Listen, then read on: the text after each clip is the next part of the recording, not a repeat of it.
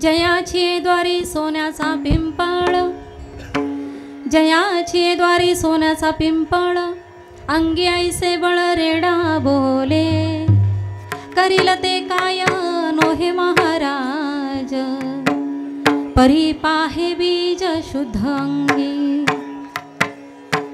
जयाने घातली मुक्तीची गवांदी, जयाने घातली मुक्तीची गवांदी, मिळविली मांदी वैष्णवांची, करील ते काय नोहे महाराज, परी पाहे बीज शुद्ध अंगी.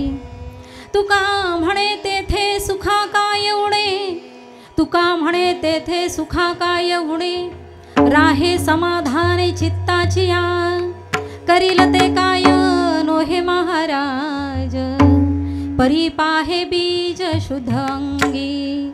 पांडुरंग करू प्रथम नमन, पांडुरंग करू प्रथम नमन,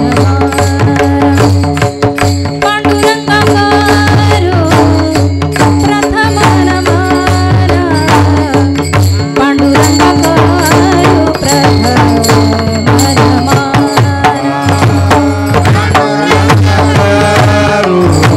प्रथम नमन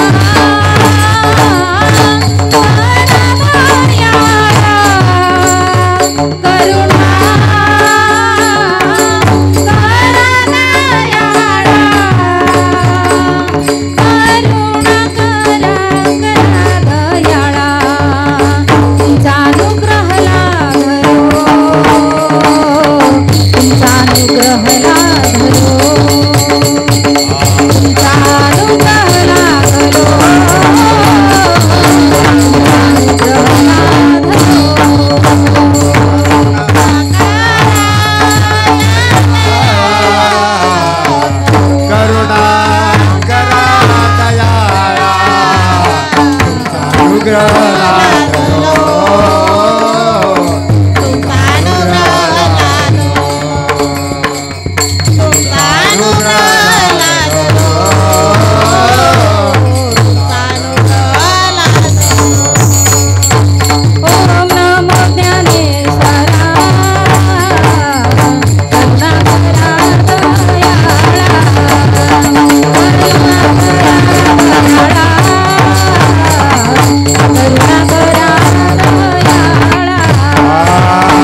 ओम नमो ज्ञानेश्वरा करुणाकरा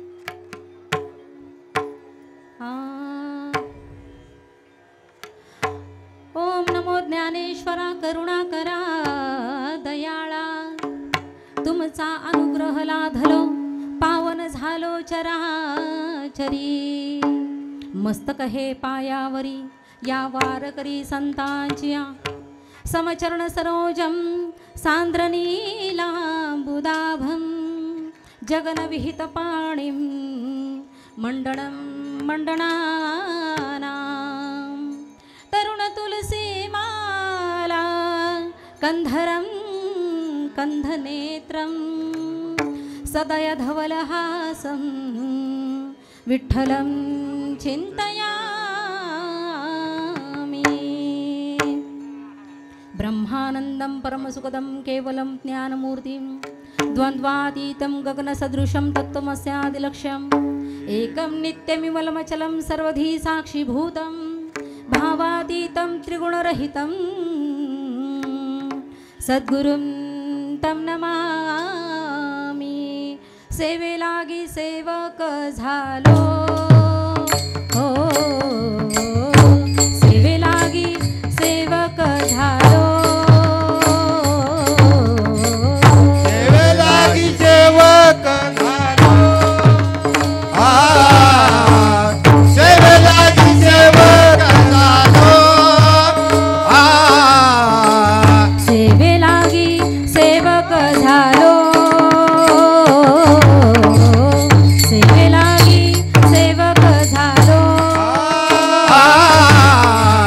सेवे लागी सेवक झालो सेवे लागी सेवक झालो तुमच्या लागलो निज चरणा तुमच्या लागलो निज चरणा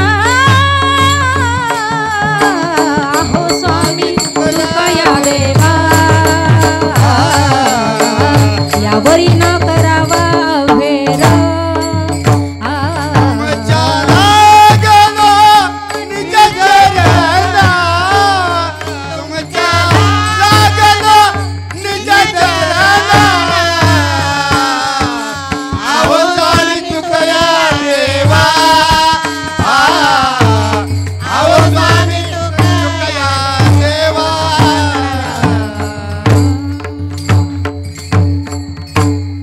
सेवे लागी सेवक झालो तुमच्या लागलो निज चरणा तुम्ही श्रोते जगदीश मूर्ती तेथे माझी वित्पत्ती किती बुद्धिहीन अल्पमती सलगी करीतसे विठ्ठल विठ्ठल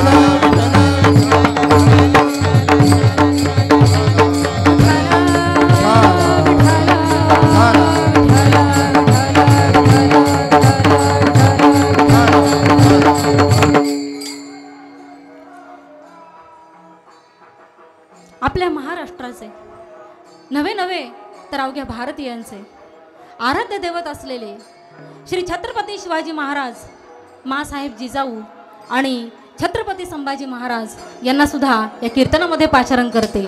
आइए महाराज पधारिए आइए महाराज पधारिए आइए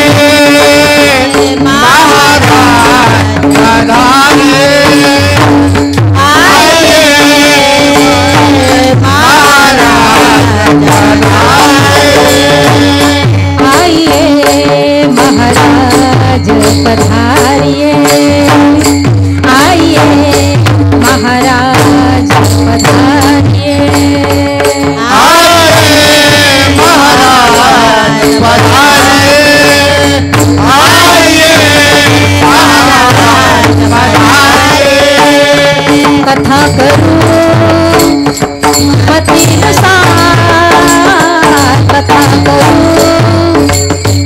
मतीनुसार आइए महाराज पधारिए आइए गुरुराज पधारिए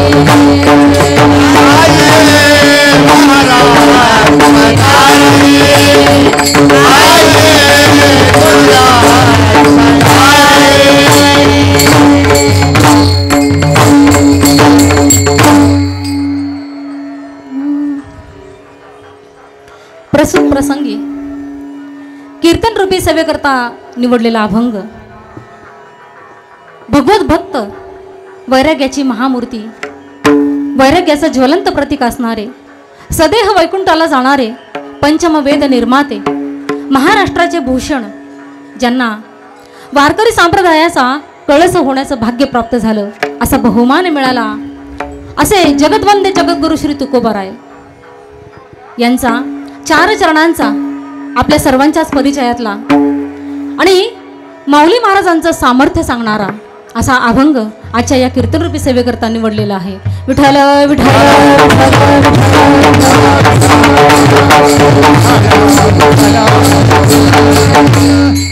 या कीर्तनानिमित्त छोटासा परिहार देणं गरजेचं आहे. आज आपण या ठिकाणी माऊलींच्या संजीवन समाधी सोहळ्यानिमित्त जमलेलो आहोत आणि आजची ही कीर्तन सेवा माझे काका उदय गुठाळकर आणि त्याचबरोबर हरिभक्त परायण संतोष महाराज पंडित आणि आपल्या सर्वांच्याच गर्वी मला देण्यात आलेली आहे. आज या ठिकाणी मला असं वाटतं की माझ्यापेक्षा खूप अनुभवी दिग्गज लोक या ठिकाणी कीर्तन प्रवचनकार आहेत. त्यामुळे मी सगळ्यांना प्रथम हीच विनंती करेन की माझ्याकडनं काही चूक झालीच तरी सांभाळून घ्या.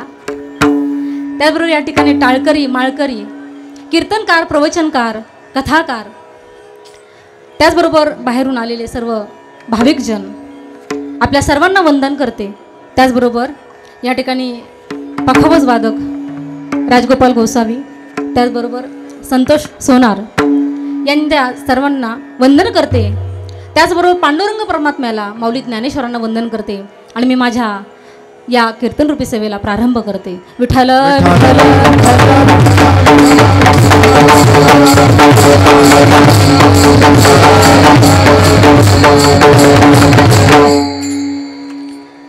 आपल्या महाराष्ट्रामध्ये महाराष्ट्र संतांची भूमी म्हणून ओळखला जातो. अनेक साधू महंत साधू महाराज अनेक महात्मे आपल्या महाराष्ट्राला लाभलेले आहेत आणि म्हणूनच म्हटलं जातं पवित्र ते कुळ पावन तो देश जेथे हरीचे दास जन्म घेती. अशा पवित्र कुळामध्ये आणि या पावन देशामध्ये आपला जन्म झालेला आहे हे खरं तर आपलं अहोभाग्य समजलं पाहिजे. अहो कीर्तन या परंपरेला आपल्या महाराष्ट्रामध्येच अनन्यसाधारण महत्त्व सांगितलं जातं. आपण पाहतो अनेक ठिकाणी या हरिनामाचा गजर आणि जागर होत असतो. अनेक ठिकाणी अखंड हरिनाम सप्ताह होत असतो. अनेक साधनं मनोरंजनाची अनेक साधनं या सध्याच्या युगामध्ये आलेली आहेत. परंतु कीर्तन भक्तीला मात्र कीर्तन भक्ती कुठेही थांबलेली नाही. उलट अजूनच वाढत आहे. अनेक जागोजागी कीर्तन परंपरा सुरू आहेत. ज्ञानदेव आणि नामदेव यांनी या कीर्तन भक्तीची परंपरा पंढरीच्या वाळवंटामध्ये सुरू केली आणि सर्व जनांना एकाच या भागवत धर्माच्या ध्वजाखाली आणून उभं केलं. एकच टाळी झाली चंद्रभागे वाळवंटी एकच टाळी झाली चंद्रभागे वाळवंटी एकच टाळी झाली चंद्रभागे वाळवंटी एकच टाळी झाली चंद्रभागे वाळवंटी माझा ज्ञान राजा माझा ज्ञान राजा गोपाळाचा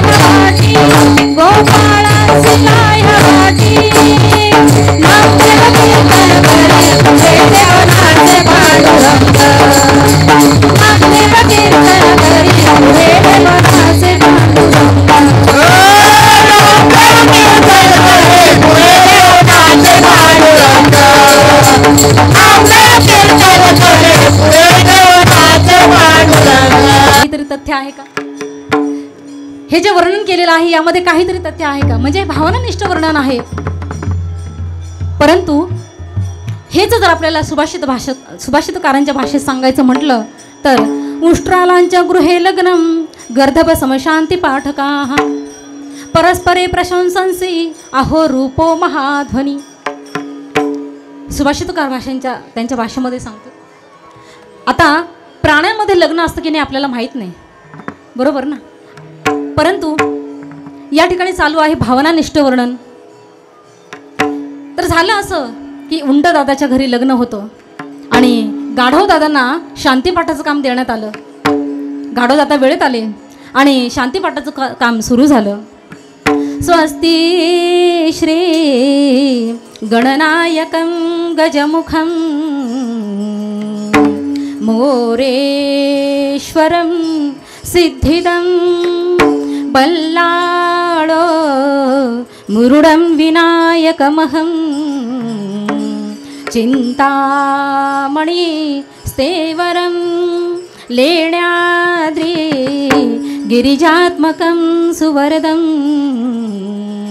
विघ्नेश्वरं ओझरं ग्रामोरांजण संस्थितो गणपती कोर्या सदा मंगलम. आता वास्तविक पाहता हे काय वर्णन होऊ शकत नाही. गाढव दादांनी आता गायलंय. आता उंटच्या लग्नामध्ये अशा आपण मंगलाष्टक म्हणू का? परंतु या ठिकाणी भावनानिष्ठ वर्णन चालू आहे. हे ऐकलं आणि उंट दादाने गाढव दादांची स्तुती करायला सुरुवात केली. म्हणाले, अहो गाढव दादा, आत्तापर्यंत इतक्या जणांचे आवाज ऐकले हो, परंतु तुमच्यासारखा आवाज आतापर्यंत कधीच ऐकलेला नाही. आता मला सांगा, गाढव दादांचा आवाज इतका प्रशंसनीय आहे का? अहो हार्मोनियम मधले मंद्र सप्तक, मध्य सप्तक आणि तार सप्तक जेव्हा एकत्र वाजवू ना तेव्हा निघणारा आवाज म्हणजे गाढव दादांचा. परंतु या ठिकाणी ते त्यांचं वर्णन करतात. आता गाढव दादाने वाटलं की उंट दादा माझं वर्णन करते म्हटल्यावर मलाही त्यांचं वर्णन करायला पाहिजे, त्यांची स्तुती करायला पाहिजे. म्हणून आता गाढव दादा उंट दादाचं वर्णन करतात. म्हणतात, अहो आत्तापर्यंत या भूतलावर इतके प्राणी पाहिले, परंतु तुमच्यासारखा सुंदर आणि देखणा प्राणी आत्तापर्यंत कधीच पाहिलेला नाही. आता मला सांगा, उंट दादामध्ये असं काय आहे हो वर्णन करण्यासारखं, स्तुती करण्यासारखं? त्या ठिकाणी त्याचा एकही अवयव सरळ नाही. परंतु या ठिकाणी झालंय असं की बोलणाराही गाढव आणि ऐकणाराही गाढव, कारण या ठिकाणी भावनानिष्ठ वर्णन केलेलं आहे. विठ्ठल विठ्ठल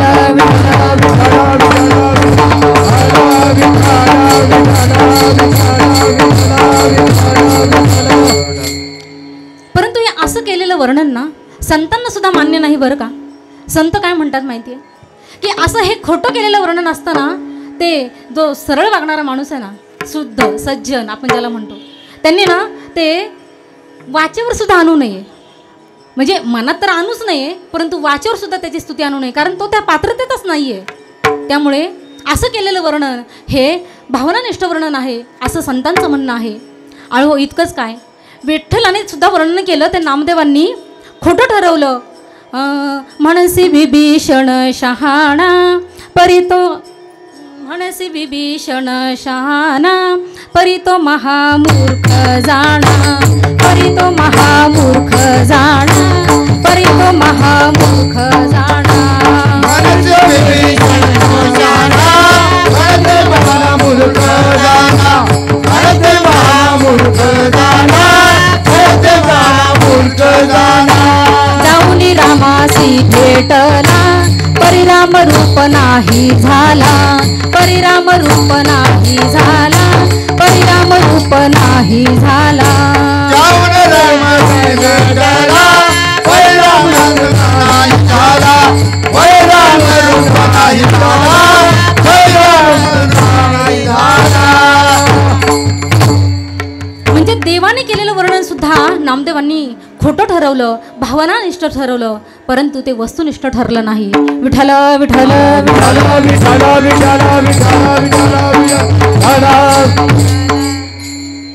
आज अभंगामध्ये माऊलींचं सामर्थ्य सांगण्याचा प्रयत्न तुकोबाराया करतायत, आपल्याला सांगतायत. या माऊली माऊली आपण म्हणजे म्हणतो, म्हणजे तरी काय हो, माऊली म्हणजे माय, जननी, माता. आपण अशा अर्थाने माऊली म्हणतो. पण काय हो, फक्त जन्म देणारीच माऊली असते का हो? का फक्त आपला सांभाळ करणारीच माऊली असते का हो? तर नाही. लेकुराचे हित जाणे माऊलीचे चित्त. अहो, जे लेकरासाठी चांगलं आहे त्याचाच विचार माऊली करते. या माऊलीचं महत्त्व सांगायचं म्हटलं तर 4 वेदांमध्ये सुद्धा माऊलीला प्रथम स्थान दिलं गेलेलं आहे. आणि म्हणून पितामह विश्वाचार्यांकडे युधिष्ठिर गेल्यानंतर ते माऊली या मातेबद्दल माऊलीबद्दल वर्णन करतात. धर्माचार्य तो श्रेष्ठ क्षत्रियासी, धर्माचार्य तो श्रेष्ठ क्षत्रियासी,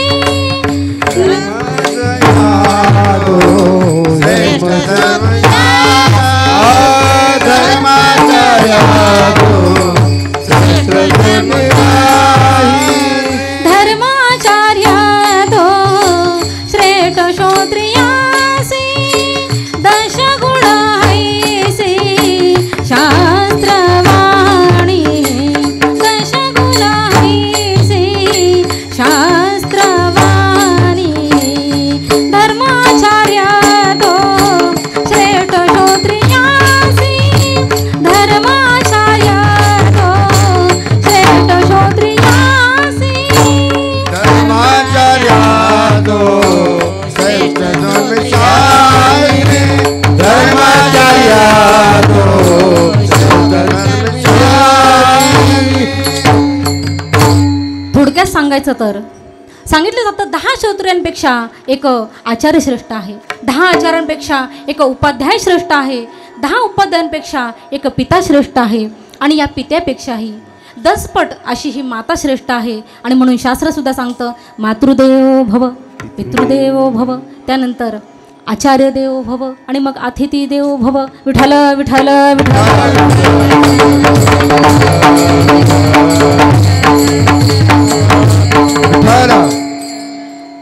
माऊलीबद्दल सांगायचं म्हटलं तर आपल्या सर्वांनाच माहिती आहे, जे योगी ज्ञानी, ज्ञानाचा सागर, कैवल्याचा पुतळा, योगी यांची माय, साधकांचा मायबाप, अशी अनेक प्रकारच्या उपाधी त्यांना दिले गेलेले आहेत. त्यांच्याबद्दल काय आणि किती सांगावं. अहो, आपल्याला सर्वांनाच त्यांची कथा माहिती आहे, चरित्र माहिती आहे. अनेक हाल अपेष्टा सहन केल्या, परंतु जगाच्या कल्याणा, संतांच्या विभूती, देह कष्टविती उपकारे, दुसऱ्यांसाठी स्वतः त्रास सहन केला आणि आपल्या सर्वांसाठी हे एवढं भक्तीचं भांडवल त्यांनी आपल्यासाठी उभं केलं. इतकंच काय तर ज्यावेळी भिक्षा मागण्यासाठी जायचे त्यावेळी कोणी भिक्षा तर द्यायचीच नाही, उलट दरवाजा लावून घ्यायचे. कोणी झोळीमध्ये माती टाकेल, कोणी पाणी टाकेल, कोणी खाण्यासाठी सुद्धा द्यायचे नाहीत, परंतु कोणालाही दोष न देता अगदी शांततेने घरी यायचे, परंतु कोणाला उलट शब्द देखील बोलायचे नाहीत. अशी ही संतांची महती आणि संतांच्या अंगीचा गुण आहे. अहो, ज्यावेळी आपल्याला सर्वांनाच माहिती आहे पांडुरंग परमात्मा हा पुंडलिकासाठी म्हणून खरं तर पंढरपुरामध्ये आले, परंतु पंढरपुरामध्ये आल्यानंतर देवाच्या कोणी सुद्धा दर्शनाला येईना, तेव्हा पुंडलिक म्हणाले देवा तुम्ही काय करा, सर्व भक्तजनांना संतांना तुमच्यापर्यंत आणण्यासाठी म्हणून तुम्ही संतांचा अवतार धारण करा आणि जो तुमच्याकडे येईल ना त्याचा तुम्ही उद्धार करा. आणि म्हणूनच ज्ञानेश्वरांचा अवतार हा घेतलेला आहे. लोपले ज्ञान जगी हित नेणती कोणी, अवतार पांडुरंग नाव ठेविले ज्ञानी, विठ्ठल विठ्ठल.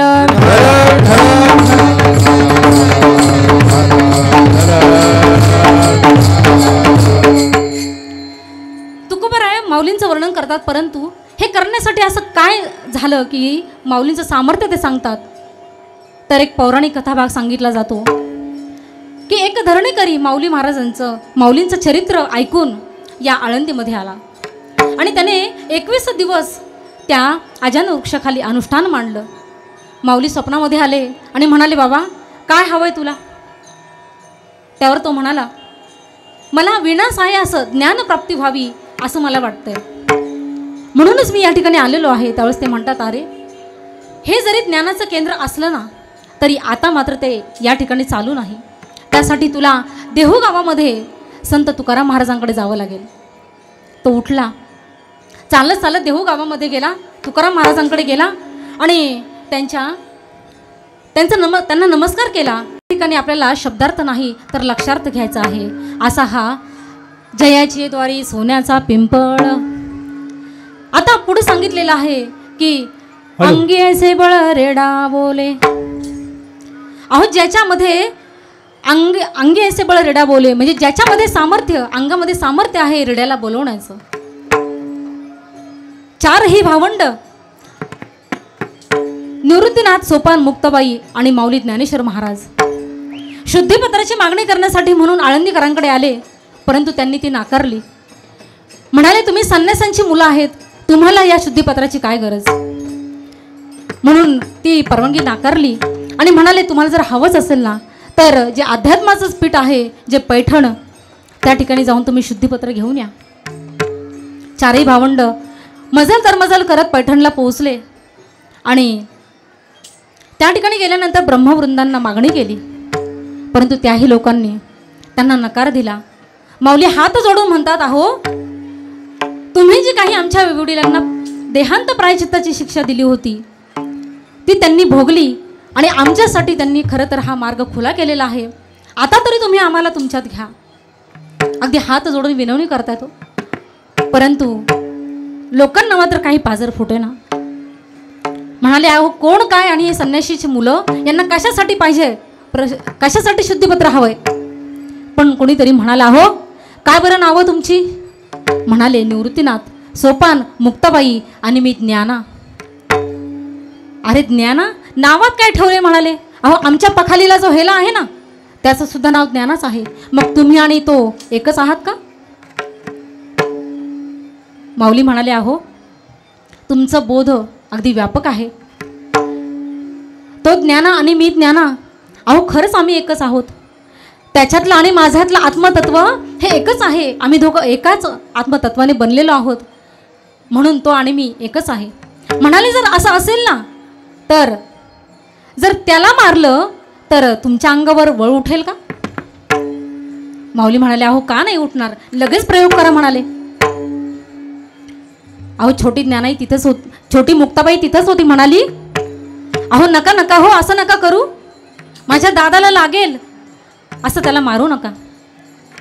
पण असं म्हणेपर्यंत मारियेला मारियेला सोड म्हैशियाच्या पाठी, मारिला सोड म्हैशियाच्या पाठी,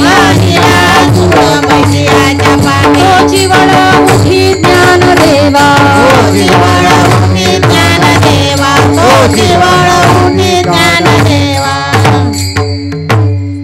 अहो असं म्हणेपर्यंत कुणीतरी त्या रेड्याच्या पाठीवर आसूड ओढला सुद्धा.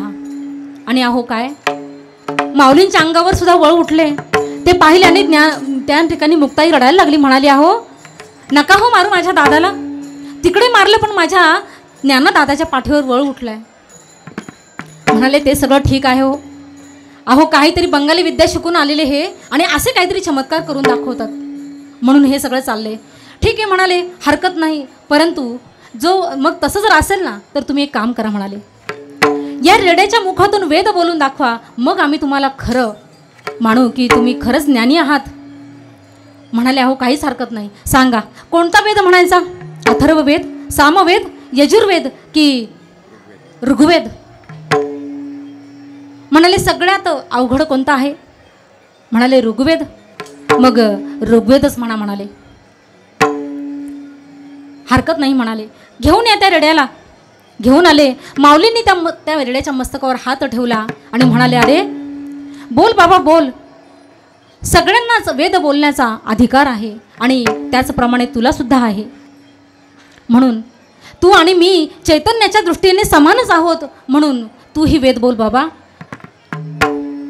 माऊलींनी त्या रेड्याच्या मस्तकावर हात ठेवला आणि वेद म्हणायला सुरुवात केली.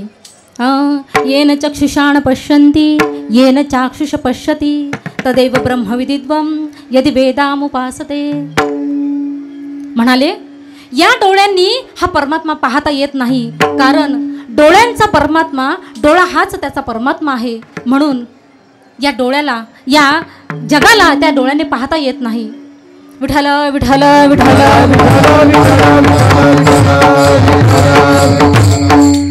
आता मात्र सर्व ब्राह्मण वृंद अगदी तटस्थ झाले. म्हणाले, अहो एवढी अवघड ऋचा म्हटली आणि तीही रेड्याच्या मुखातून वेद बोलवले.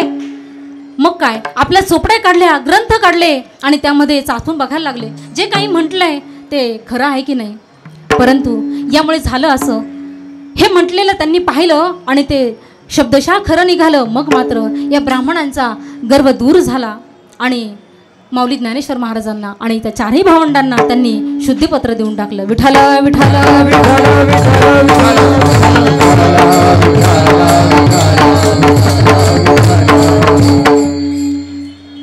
अहो माऊली ज्ञानेश्वरांनी आपल्याला काय नाही दिलंय. आज आपण समाधी संजीवन सोहळा कित्येक वर्ष, मला वाटतं आत्ताचा हा 728वा संजीवन सोहळा आपण या ठिकाणी सगळे साजरा करतोय. या माऊलीने आपल्याला काय नाही दिलं हो. अमृतानुभव दिला, चांगदेव 65 दिली, भावार्थ दीपिका म्हणजे ज्ञानेश्वरी दिली, हरिपाठ दिला. इतकंच काय तर साऱ्या जगाच्या कल्याणासाठी म्हणून पसायदान दिलं. असे आपले माऊली ज्ञानेश्वर महाराज. यांच्याबद्दल कितीही सांगितलं तरी कमीच आहे. परंतु एकच आहे की आयुष्य जेवढं आपलं शिल्लक आहे ना, राहिलेलं आयुष्य तरी त्या देवाच्या चरणापाशी त्याच्या हरिनामामध्ये आपण घालवावं, इतकंच या दिवशी सांगायचा प्रयत्न करेल. विठ्ठल विठ्ठल विठ्ठल.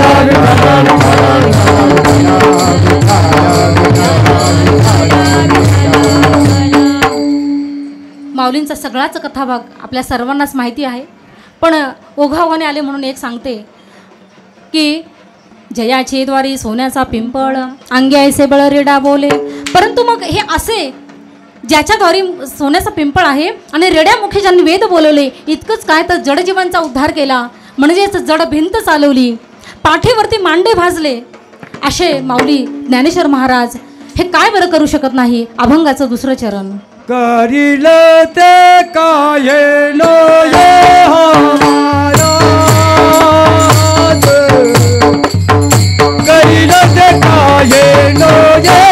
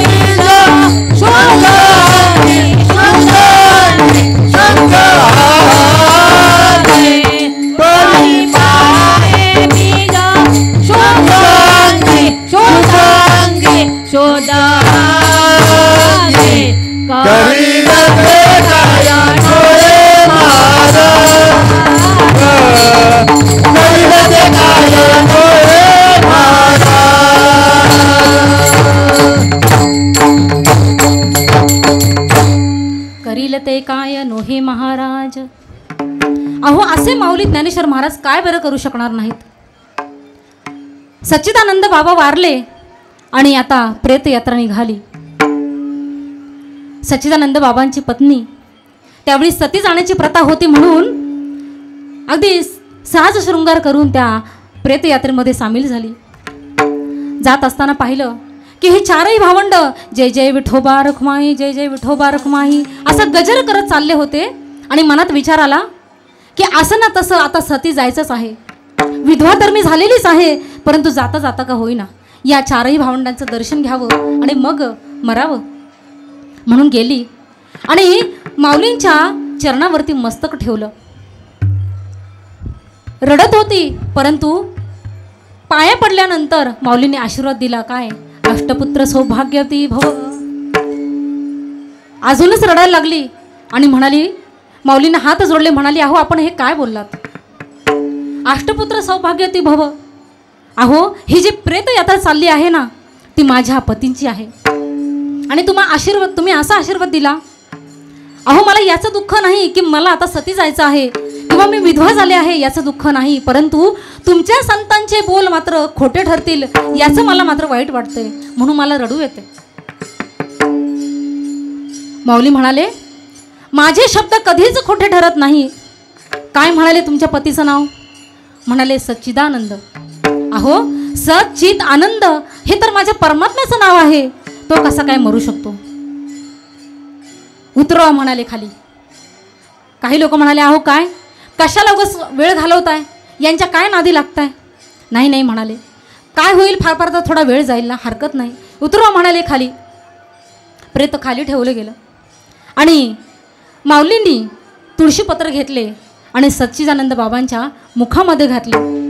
डोक्यावर हात ठेवला आणि 3 वेळेस आवाज दिला, सच्चिदानंद सच्चिदानंद सच्चिदानंद असं म्हटल्याबरोबर सच्चिदानंद उठून बसले आणि माऊलींना समोर पाहून म्हणाले, मी मात्र कृतार्थ झालो.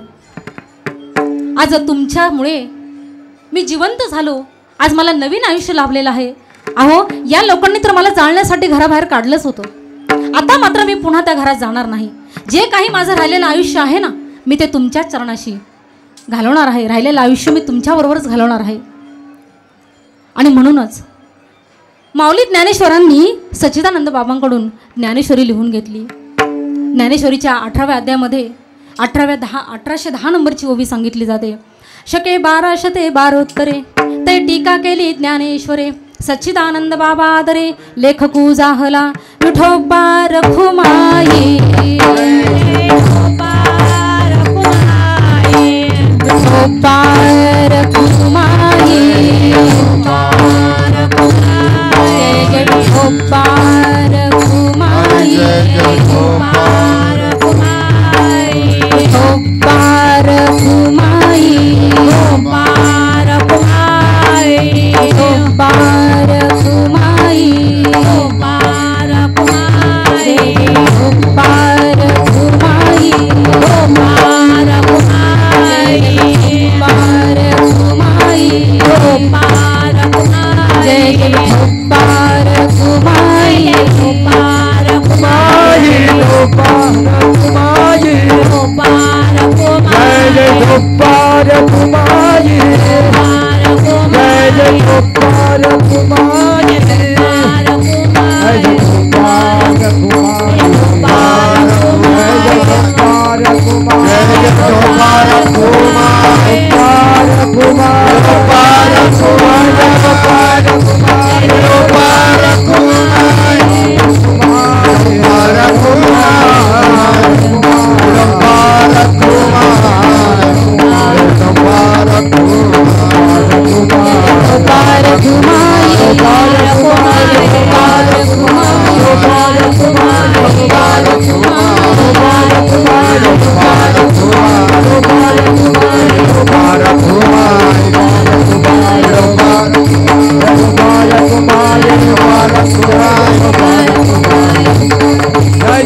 रखुमाई, विठोबा रखुमाई, विठोबा रखुमाई, विठोबा रखुमाई, विठोबा रखुमाई,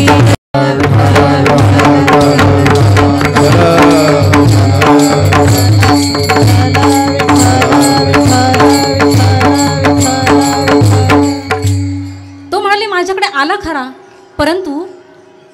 लगेचच निघून गेला.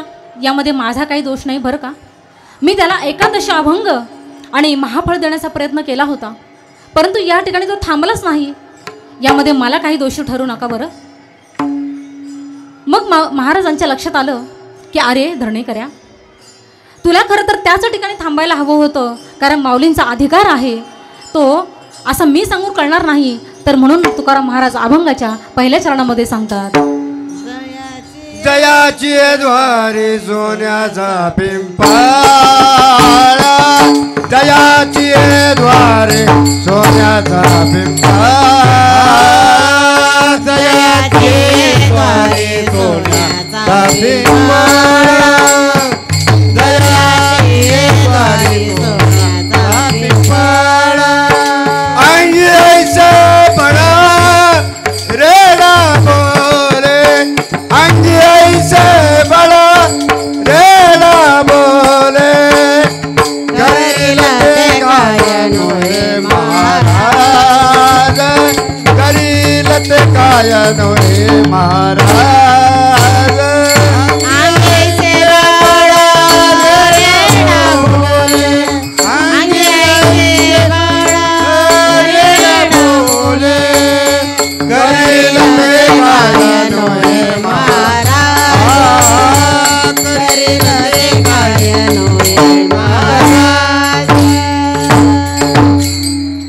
जयाची द्वारी सोन्याचा पिंपळ, ज्याच्या द्वारामध्ये सोन्याचा पिंपळ आहे असे माऊली ज्ञानेश्वर महाराज.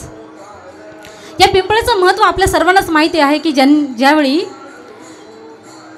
रुक्मिणी मातेनं 1.25 लाख प्रदक्षिणा घालून रामनामाचा जप करून आपले पती जे संन्यास घेण्यासाठी गेले होते ते त्यांना त्यामुळे प्राप्त झाले. असा हा सोन्याचा पिंपळ याचं हे महत्त्व आहे. आपणही पहा, आपल्याला ही अनुभूती घ्यायची असेल ना तर खरंच त्या अजन वृक्षाखाली बसून अनुभूती घ्यायला हवी. तो असा दिसणार नाही. आता तुम्ही म्हणाल सोन्याचा पिंपळ आहे परंतु तो सोन्याचा दिसत नाही. पण काय हो, आपल्या सर्वसामान्य जनांना जे खरं आहे ते पण कधी कधी खरं दिसत नाही. तो तर अजन वृक्ष सोन्याचा पिंपळ ज्याला म्हटलं जातं. आणि तसा जर खराच तो सोन्याचा असता तर आता आपण पाहतो सोन्याचा भाव काय वाढलेला आहे. आत्ताच्या भावाप्रमाणे जर बघितलं तर एकही पान त्या झाडाला शिल्लक राहिलं नसतं बरं, इतका सोन्याचा भाव वाढलेला आहे. पण काय हो, या ठिकाणी आपल्याला सोन्याचा पिंपळ या ठिकाणी शब्दार्थ नाही तर लक्षार्थ घ्यायचा आहे. सोन्याचा पिंपळ म्हणजे काय हो, तर ज्याप्रमाणे आपण म्हणतो की जेवायला पानं वाढलेली आहेत, पानावर जाऊन बसा म्हणून काय कोणी पानावर जाऊन बसत नाही, पानाच्या शेजारी बसतो. म्हणजे त्या ठिकाणी आपल्याला शब्दार्थ नाही तर लक्षार्थ घ्यायचा आहे. दुसरी गोष्ट म्हणजे आपण म्हणतो की आपल्या आयुष्याचं किंवा काही चांगलं आयुष्यात घडलं तर म्हणतो आयुष्याचं सोनं झालं. म्हणजे खरं सोनं होतं का हो? नाहीच. खरं सोनं नाही तर आयुष्याचं कल्याण होतं असं आपण म्हणतो. इतकंच काय, तर अजून एक उदाहरण देता येईल. आजी सोनियाचा दिनू वर्षे अमृताचा घडू, आजी सोनियाचा दिनू, आजी सोनियाचा दिनू वर्षे अमृताचा घडू, आजी सोनियाचा दिनू. हरी पाहिला रे, हरी पाहिला रे, आजी सोनियाचा दिनू वर्षे अमृताचा घडू, आजी सोनियाचा दिनू, आजी सोनियाचा दिनू, आजी सोनियाचा दिनू. हरी पाहिला रे, हरी पाहिला रे, आजी सोनियाचा दिनू वर्षे अमृताचा घडू, आजी सोनियाचा दिनू, आजी सोनियाचा दिनू वर्षे अमृताचा घडू, आजी सोनियाचा दिनू.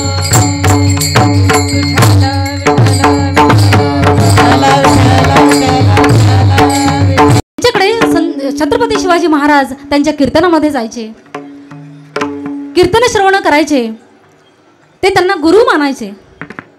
पण जेव्हा तुकोबारायांची गरीब परिस्थिती पाहिली त्यावेळी मात्र शिवाजी महाराजांनी अनेक नजराणे पाठवले, अनेक उंची वस्त्र, सोनं, रुपये अनेक पाठवले, परंतु तुकोबरायांनी मात्र ते घेतले नाहीत आणि उलट सुंदर उत्तर दिलं, सोने रुपये आम्हा मृत्तिके समान, माणिक पाषाण खडे जैसे. अहो हे सोनं चांदी आम्हाला त्याच्यामध्ये काहीच आनंद नाही. आमचा फक्त एकच व्यवसाय आहे आणि तो म्हणजे पांडुरंग परमात्म्याचं नामस्मरण. आणि म्हणून तुकाराम महाराज सुद्धा म्हणतात, घातले दुकान देते आली आसी दान, घातले दुकान देते आली आसी दान, घातले दुकान देती आली दान, घातले दुकान देती आली दान, घातले दुकान देते आली आसी दान, घातले दुकान देते आली आसी दान, घातले दुकान देती आली दान, घातले दुकान देती आली दान. संत उदार उदार भरले अनंत भांडार, संत उदार उदार भरले अनंत भांडार, माग त्याची पुरे धनी आणि गांधी उरे, माग त्याची पुरे धनी आणि गांधी उरे, घातले दुकान देती आली आसी दान, घातले दुकान देती आली आसी दान, घातले दुकान देती आली दान, घातले दुकान देती आली दान.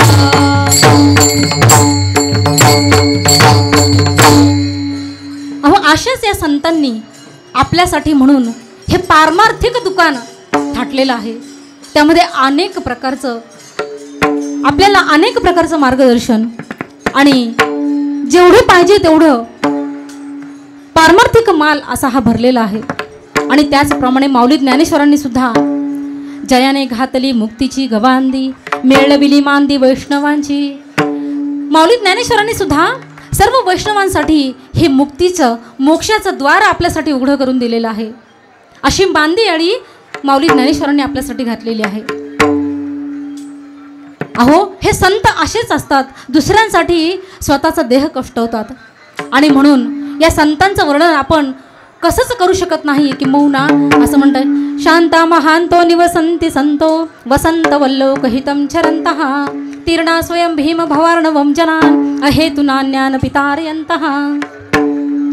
अहो हे संत कसे असतात तर ज्यांच्या मनामध्ये शांतता महानता वास करते.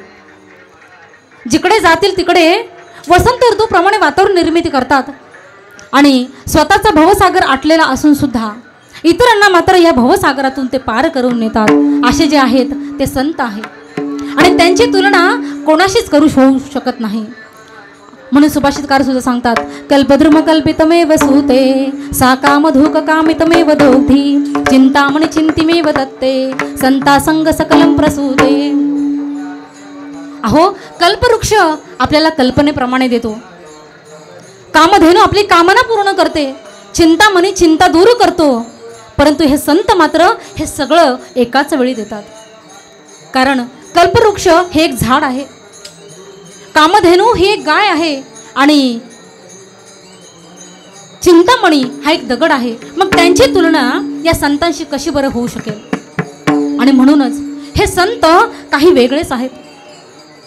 आणि एकदा का आपण ह्या संतांच्या चरणाशी आपण लीन झालो, आपला सद्भाव त्यांच्या ठिकाणी ठेवला की मग तुकाराम महाराज म्हणतात, तुका म्हणे तेथे सुखा का येऊणे राहे समाधाने चित्ताची. अहो त्यांच्या चरणाशी भाव ठेवल्यानंतर कोणत्याच सुखाचा पारावार आपल्याला राहणार नाही, कोणत्या सुखाची कमतरता राहणार नाही. परंतु या ठिकाणी अजून एक विचार मांडायचा म्हणजे सुखाच्या बाबतीत प्रत्येकाची व्याख्या ही वेगवेगळी आहे. कोणाला वाटतं की मला सोनं पाहिजे, नाणं पाहिजे, गाडी पाहिजे, वास्तविक पाहता या आत्ताच्या जगामध्ये ह्या सगळ्याच गोष्टी खरंच गरजेच्या आहेत. आपण म्हणतो की त्याला फार लोभ सुटलाय, त्याला फार पैसा पैसा करतो. परंतु वास्तविक पाहता या कलियुगामध्ये पैशाची पण गरज आहे, पण तरीसुद्धा काही बाजूने आत्मिकदृष्ट्या जर आपल्याला समाधान पाहिजे असेल, सुख पाहिजे असेल, तर परमार्थाशिवाय दुसरं साधन नाही. सुखाबद्दल बोलायचं झालं तर आमच्या बाबतीत जर म्हणाल तर गाण्यामध्ये आम्हाला फार सुख आहे. या गाण्यामध्ये जो आनंद आहे ना तो कशातच नाही असं आम्हाला वाटतं. असं पारमार्थिक सुख हे संत आपल्याला देतात. परंतु महाभारतामध्ये कुंती भगवान श्रीकृष्णाकडे म्हणते मला संकट येऊ दे, असं ती त्याच्याकडे मागणं मागते. हे का बरं म्हणत असेल हो? त्यामध्ये तिचं काय सुख आलं? परंतु तिचं असं म्हणणे, जर माझ्यावर संकट आली ना तर मी त्या देवाचं नामस्मरण करेल आणि मी धावा केल्यानंतर तो श्रीकृष्ण परमात्मा माझ्याकडे धावत येईल आणि मला त्या निमित्ताने का होईना त्या देवाचं रूप माझ्या नजरेस पडेल, मला दृष्टीस पडेल. त्यामध्ये ती कुंती सुख मानते. आणि याच पद्धतीनं जर आपल्याला सुख प्राप्त करायचं असेल ना तर त्या माऊलींच्या चरणाशी, पांडुरंग परमात्म्याच्या चरणाशी गेल्यानंतर आपल्याला तिचे सुख प्राप्त होईल, आत्मिक समाधान मिळेल आणि खऱ्या अर्थाने आपला संसार हा सुखरूप होईल. तुकाराम तुकाराम तुकाराम तुकाराम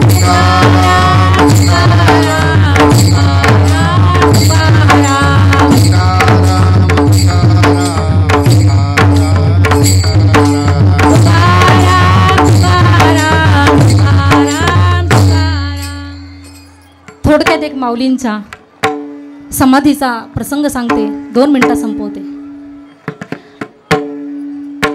ठरलं माऊली समाधीस्थ होणार. सगळे जपी तपी ज्ञानी संन्यासी संत सगळेजण आले, सगळेजण रडत होते हो.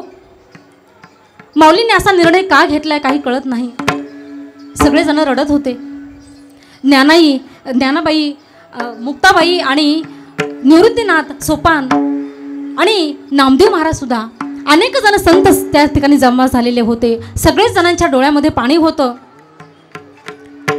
आणि मग मात्र माऊली ज्ञानेश्वर महाराज उठले, मुक्ताईला आपल्या जवळ घेतलं, सोपान देवाला आपल्या जवळ घेतलं आणि मुक्ताईला रडताना पाहिलं. तिचे डोळे पुसले. मुक्ताई म्हणते, अरे ज्ञाना दादा, अरे इतका कठोर का बरं झालास तू? असं इतका कठोर का झालास? अरे लहानपणापासून तूच मला नाहू माखू घातलंस, तूच मला खाऊ पिऊ घातलंस आणि आज असा मला सोडून चाललास. अरे तू जर असा गेलास ना तर मी सुद्धा राहणार नाही बघ. माऊलींनी हे शब्द ऐकले आणि माऊलींच्या मनामध्ये दाटून आलं. परंतु नाही, निश्चय झाला होता. आणि म्हणून मुक्ताईला जवळ घेतलं, सोपानाला जवळ घेतलं आणि आता माऊली निवृत्तीनाथांकडे गेले. निवृत्तीनाथांना म्हणाले, दादा आता मला निरोप द्या. आतापर्यंत आपण मला सांभाळलं, मोठं केलं, संस्कार दिले आणि त्याचंच फळ म्हणून मी आजपर्यंत या स्थितीला येऊन पोचलेलो आहे. निघाले महाराज. आता निघाले आणि पांडुरंग परमात्मा आणि निवृत्तीनाथ माऊलींना समाधीच्या ठिकाणी घेऊन चाललेत. सगळ्यांच्या टाळांचे आवाज आता थांबले होते, मृदंग वाजायचे थांबले होते. आता माऊली खाली उतरू लागले. 1 पायरी, 2 पायरी, 3री पायरी. आणि काही लोक म्हणाले, अहो आता मात्र कोणी डोळे बंद करू नका बरं, कारण हा कैवल्याचा पुतळा आता आपल्याला पुन्हा कधीही दिसणार नाही. आता मात्र डोळे बंद करू नका. माऊली आतमध्ये गेले, समाधिस्थ झाले. समोर ज्ञानेश्वरी होती. हात जोडले आणि पांडुरंग परमात्म्याला म्हणतात, आतापर्यंत मी जे काही जीवन जगलो आता मी कृतार्थ झालो. आता आपल्या चरणाशी घ्या. ज्ञानेश्वर माऊली, ज्ञानराज माऊली तुकाराम, ज्ञानेश्वर माऊली, ज्ञानराज माऊली तुकाराम, ज्ञानेश्वर माऊली, ज्ञानराज माऊली तुकाराम, ज्ञानेश्वर माऊली, ज्ञानराज माऊली तुकाराम, ज्ञानेश्वर ज्ञानेश्वर ज्ञानेश्वर माऊली, ज्ञानराज माऊली तुकाराम, ज्ञानेश्वर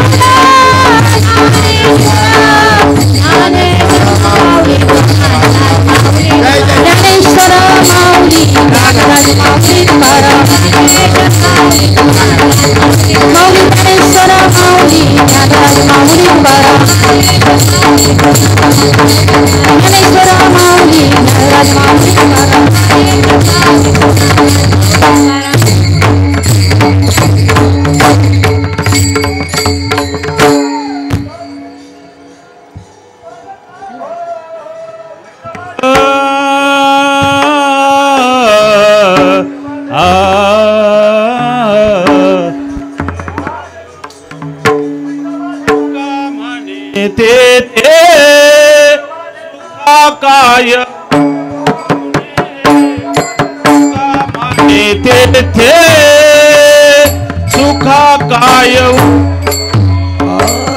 तुका म्हणे ते सुखा काय तुका म्हणे ते सुखा काय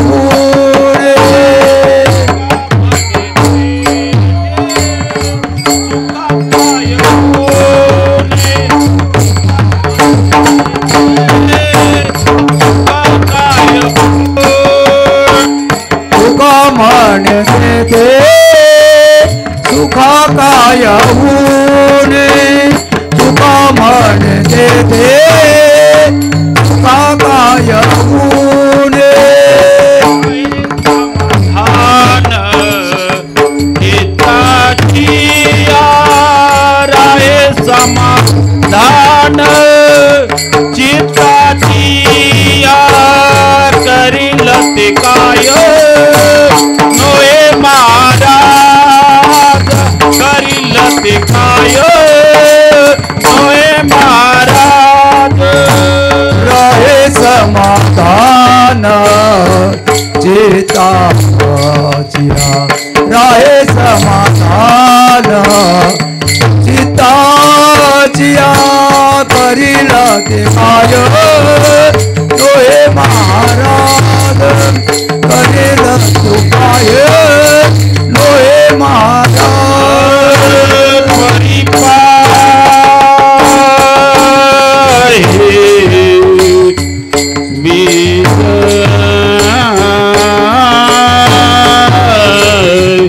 शुद्ध अंगी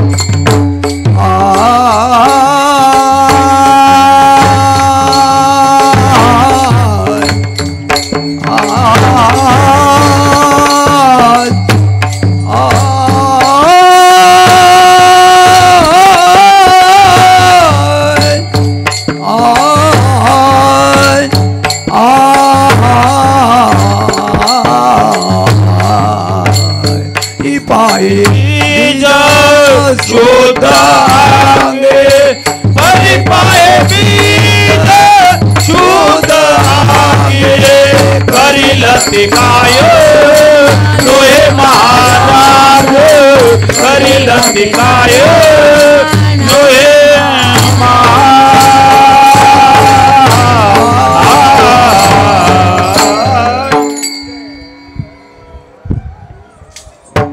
जय विठ्ठल जय जय विठ्ठल जय विठ्ठल जय विठ्ठल जय जय विठ्ठल जय विठ्ठल जय जय विठ्ठल जय विठ्ठल जय जय विठ्ठल